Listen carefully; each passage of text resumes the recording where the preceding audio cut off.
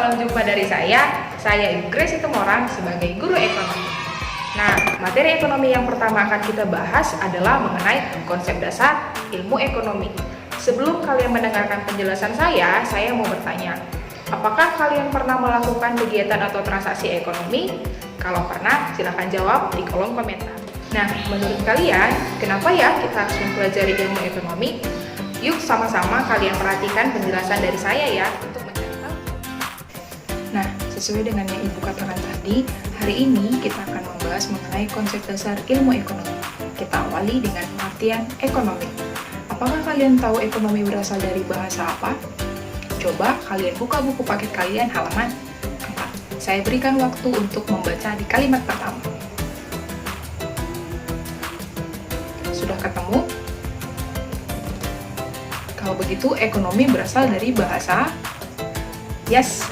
Yunani yang terdiri dari dua kata yaitu oikos dan nomos. Oikos itu artinya rumah tangga dan nomos artinya adalah aturan. Jadi secara tata bahasa Yunani, ekonomi artinya adalah aturan rumah tangga. Nah, rumah tangga seperti apa ya yang dimaksud dalam ekonomi? Bukan rumah tangga yang seperti ini ya, atau yang seperti ini, tetapi rumah tangga yang 1, 2, 3, 4. Itu dia rumah tangga dalam ekonomi. Tadi sudah dapat ekonomi itu berasal dari bahasa Yunani yaitu oikos dan nomos. Oikos itu artinya rumah tangga dan nomos itu artinya adalah aturan. Jadi kalau diambil dari pengertian bahasa Yunani, oikos nomos itu atau oikos adalah aturan masyarakat untuk menetapkan rumah tangga yang baik. Nah, dalam hal ini pasti akan lebih kepada keuangannya dong. Ekonomi itu berkaitan dengan bagaimana sebuah rumah tangga dari rumah tangga yang telah saya sebutkan tadi mengelola dana dengan baik dan dengan hati-hati. Nah, di dalam buku paket kalian halaman 4 itu ada sangat banyak para ahli yang menyebutkan definisi ilmu ekonomi. Coba kalian cari ahli ekonomi mana yang mengatakan ilmu ekonomi adalah ilmu yang mempelajari pemanfaatan sumber daya yang lengkap untuk memenuhi kebutuhan manusia yang tidak terbatas. Kalau sudah tahu, silahkan jawab di kolom komentar ya. Nah, seperti pertanyaan saya sebelumnya, mengapa ya kita harus mempelajari ekonomi? Ada 4 manfaat yang kita dapatkan kita mempelajari ilmu ekonomi. Yang pertama adalah yang kedua, yang ketiga, dan yang keempat. Itu dia 4 manfaat kita atau 4 kegunaan kita memahami ilmu ekonomi. Kemudian materi selanjutnya adalah mengenai pembagian ilmu ekonomi. Ilmu ekonomi sendiri dibagi menjadi 3 bagian, yaitu yang pertama ada namanya ekonomi deskriptif. Ekonomi deskriptif adalah ekonomi yang mengumpulkan informasi faktual mengenai masalah ekonomi. Yang kedua ada teori ekonomi. Nah, teori ekonomi adalah bagian dari ilmu ekonomi yang berusaha untuk menerangkan peristiwa-peristiwa ekonomi dan menghubungkannya dengan teori ekonomi. Teori ekonomi itu dibagi menjadi 2, yaitu 1, dia namanya teori ekonomi makro, dan yang kedua, dia namanya teori ekonomi mikro. Apa aja ya cakupan materinya? Bahasan teori ekonomi makro adalah yang ini, dan bahasan teori ekonomi mikro adalah yang satu ini. Nah, jenis ilmu ekonomi yang ketiga adalah ekonomi terapan. Dalam ekonomi terapan, ini akan dijelaskan bagaimana peristiwa-peristiwa ekonomi dan kebijakan-kebijakan ekonomi yang didapatkan dari teori ekonomi. Itu dia 3 jenis ilmu ekonomi. Nah, materi berikutnya adalah cabang-cabang ilmu ekonomi. Cabang-cabang ilmu ekonomi itu ada 8, yaitu yang pertama ada dia namanya ekonomi moneter yang akan membahas mengenai keuangan. Yang kedua ada dia namanya ekonomi publik yang akan membahas kebijakan pemerintah dalam perekonomian.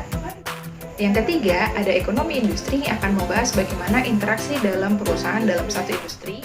Yang keempat ada ekonomi internasional yang akan membahas perekonomian antara satu negara dengan negara lain. Yang kelima ada ekonomi regional yang akan membahas ekonomi yang ada dalam satu wilayah. Yang keenam ada dia ilmu ekonomi sumber daya alam yang akan membahas bagaimana pengalokasian sumber daya alam yang optimal. Yang ketujuh, ada dia ilmu ekonomi sumber daya manusia yang akan membahas mengenai faktor produksi tenaga kerja. Yang kedelapan, ada ilmu ekonomi syariah atau ilmu ekonomi yang membahas bagaimana ekonomi dalam agama Islam. Materi kita berikutnya yaitu inti masalah ekonomi. Apa itu inti masalah ekonomi? Saya akan memberikan contoh ilustrasinya. Pernahkah kalian mengalami kondisi di mana kalian ikut antri untuk membeli minyak tanah? Atau ikut antri bersama orang tua kalian saat ada kelangkaan BBM? Nah, itu adalah inti masalah ekonomi. Apa yang terjadi saat itu? Yang terjadi saat itu adalah kelangkaan. Jadi, inti masalah ekonomi itu adalah kelangkaan atau scarcity. Mengapa disebut kelangkaan? Kelangkaan terjadi dengan kondisi ketidakseimbangan antara kebutuhan manusia dengan alat pemuas kebutuhan. Jadi, kelangkaan itu adalah kondisi di mana kebutuhan manusia tidak terbatas, sementara alat pemuas kebutuhan manusia terbatas. Ada beberapa penyebab kelangkaan, yaitu yang pertama adalah kelangkaan sumber daya alam. Sumber daya alam di dunia ini kan banyak, khususnya di Indonesia. Tapi dengan banyaknya sumber daya alam bukan berarti semua kebutuhan manusia dapat dipenuhi loh. Mengapa demikian? Karena tidak setiap hari sumber daya alam akan menghasilkan kebutuhan untuk dipakai manusia. Contohnya seperti apa? BBM. Minyak bumi atau bahan bakar minyak juga salah satu contohnya, itu membutuhkan waktu hingga jutaan tahun lamanya hanya untuk menghasilkan minyak bumi. Jadi minyak bumi kan tidak dihasilkan setiap hari. Itu dia salah satu contoh dari kelangkaan sumber daya. Kelangkaan yang kedua adalah kerusakan sumber daya alam. Kalau tadi sumber daya alamnya itu terbatas, maka yang kedua, sudah dia terbatas, ada lagi terjadi yang namanya kerusakan sumber daya alam. Siapa yang menyebabkan kerusakan sumber daya alam? Salah satu penyebabnya adalah kita sendiri, yaitu manusia. Apa saja contohnya, Bu? Contohnya, kita semua manusia memerlukan ikan untuk makan sebagai tambahan gizi, tambahan vitamin. Tetapi, manusia menangkap ikan kadang dengan cara yang tidak baik, contohnya dengan menggunakan pukat harimau. Berikutnya, penyebab kelangkaan yang ketiga adalah keterbatasan kemampuan manusia untuk mengelola sumber daya alam.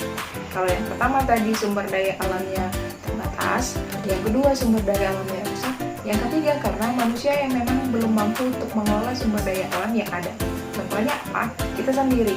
Kita punya banyak sumber daya alam yang bisa diolah, tapi ternyata sumber daya manusianya tidak mampu mengelolanya dengan baik. Maka ya sumber daya alamnya tidak akan bisa digunakan untuk memenuhi kebutuhan manusia. Faktor yang keempat adalah peningkatan kebutuhan yang secara signifikan. Contohnya apa? Semakin tahun jumlah rakyat Indonesia semakin banyak. Rakyatnya semakin banyak, tapi sumber daya alamnya tidak semakin banyak. Maka kebutuhannya semakin diperlukan banyak, padahal jumlah pohon tidak semakin banyak. Justru semakin berkurang karena adanya penggundulan hutan. Itu dia beberapa penyebab kelangkaan.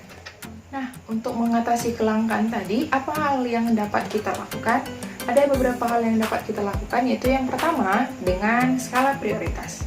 Skala prioritas artinya kita lebih mengutamakan mana yang paling penting dulu, baru kita mengutamakan yang lain. Artinya gini, kalau memang untuk kalian yang paling penting sekarang adalah makan, ya kalian harus makan. Jangan malah beli paket untuk main game. Itu sekedar contoh loh ya. Hal yang kedua yang dapat kita lakukan untuk mengatasi kelangkaan adalah dengan melakukan pengelolaan keuangan. Seperti apa maksudnya melakukan pengelolaan keuangan? Dalam pengelolaan keuangan, kalian diajak untuk melakukan 3 tahap. Itu yang pertama, membuat pembukuan. Membuat pembukuan untuk pemasukan dan khususnya untuk pengeluaran kalian. Jadi kalian tidak akan membeli sembarangan. Yang kedua, kalian juga diharapkan untuk memonitor atau mengevaluasi pembukuan kalian tadi.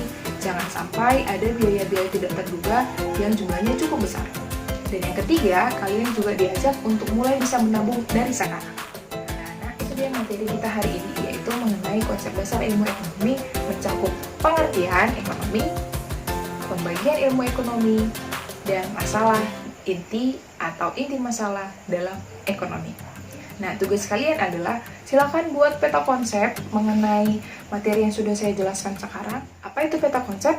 Ini salah satu contohnya. Jadi, saya minta silakan kalian buat hal seperti ini, tapi buat yang menarik. Oke, maka tugasnya akan saya tunggu dan akan saya berikan instruksi selanjutnya mengenai pengumpulan tugas. Jangan lupa pertanyaan tadi di awal silakan dijawab di kolom komentar ya.